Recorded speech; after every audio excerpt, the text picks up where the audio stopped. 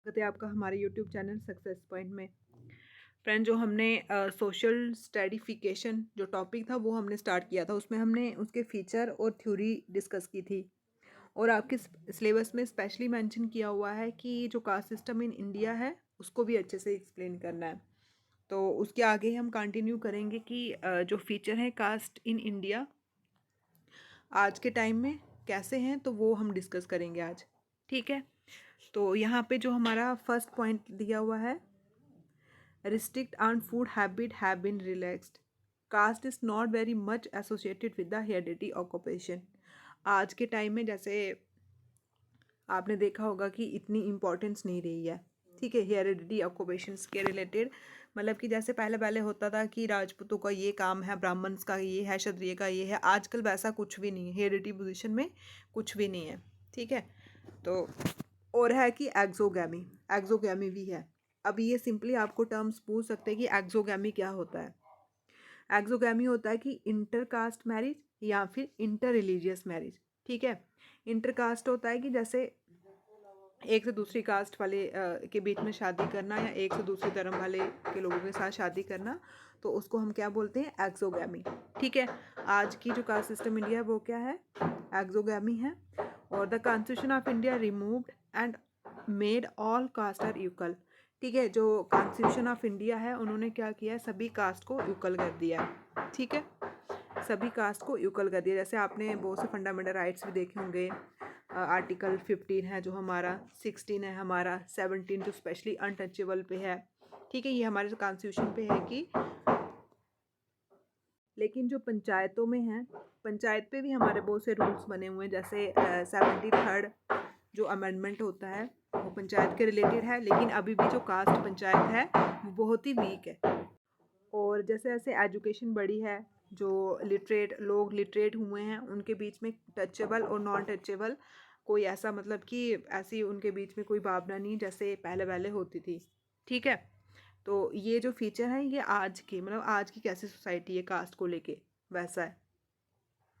जो caste system है वो स्लोली स्लोली डिक्रीज हो रहा है। जैसे आप देख रहे हो कि आजकल SC ST वालों को रिजर्वेशन मिलती है। रिजर्वेशन से क्या होता है कि उनकी जॉब में अच्छी फैसिलिटी है ना, तो जिसके पास पैसा होगा तो वो क्या होगा, उसकी थोड़ी रिस्पेक्ट होगी, इज्जत होगी। नेक्स्ट पॉइंट है हमारा कि जैसे सोशल इंटरेक्शन हम करते हैं आजकल, सोशल रिलेशनशिप है हमारे विदाउट द कास्ट बैकग्राउंड, है ना। जैसे आजकल हम बातचीत करते हैं, सोशल इंटरेक्शन मतलब कि जैसे आजकल हम ये नहीं देखते हैं कि हाँ कौन सी कास्ट है या क्या है, तो हम अच्छे रिलेशनशिप रखते हैं हर किसी के साथ। ठीक है, सोशल इंटरेक्शन और social relationship have been establish in society without the caste background. Second है कि it is not dictating individual life or it freedom, it not barrier the individual progress. और ना ही आजकल जो कास्ट की वजह से किसी की इंडिविजुअल की लाइफ में कोई रुकावट आ रही है। ठीक है, थर्ड है कि industrialisation, urbanisation, westernisation change the role of a caste system. जैसे बड़े बड़े बिजनेस स्टार्ट हो रहे हैं आजकल या मॉडर्नाइजेशन आ रही है, तो उनकी वजह से भी जो कास्ट सिस्टम है वो सब चेंज हो रहा है। इसमें हमने क्या पढ़ा है कि caste is not a very much associate with heredity occupation. Heredity occupation पे वो नहीं डिपेंड करती है। और एक्सोगैमी भी हो रही है आजकल। ठीक है, inter caste inter religious marriage भी हो रही है।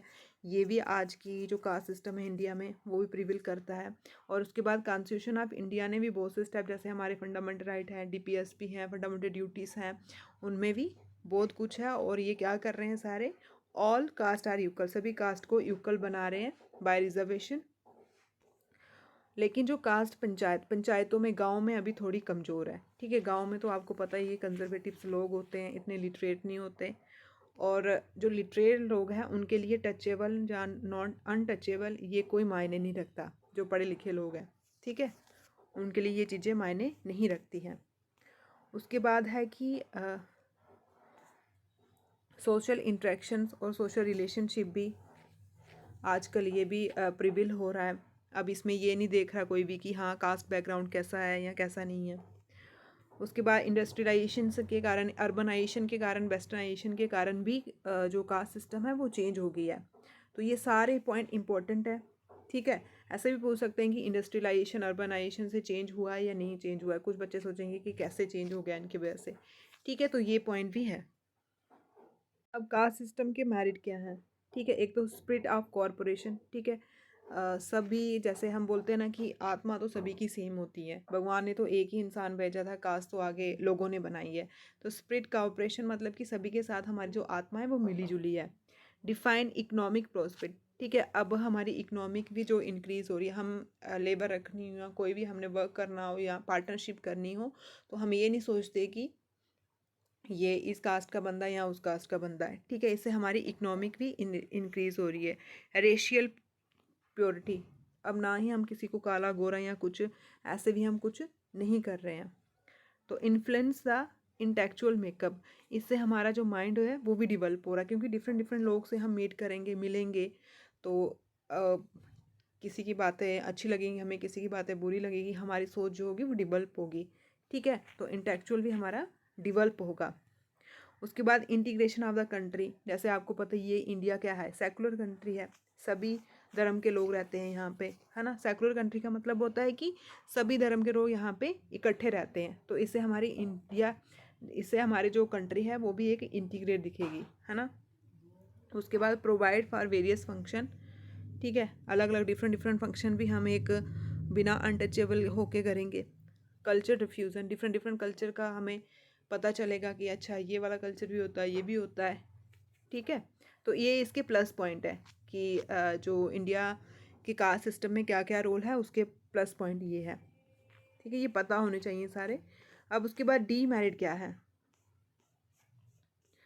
अब ये है कि कुछ कुछ जगहों पे आपने देखा कि जैसे गांव एरिया में अनटचेबिलिटी अभी भी है, क्योंकि वहाँ के लोगों की सोच अभी कंजर्व है, इतने लोग इलिटरेट नहीं हुए, बाहर नहीं निकले हैं।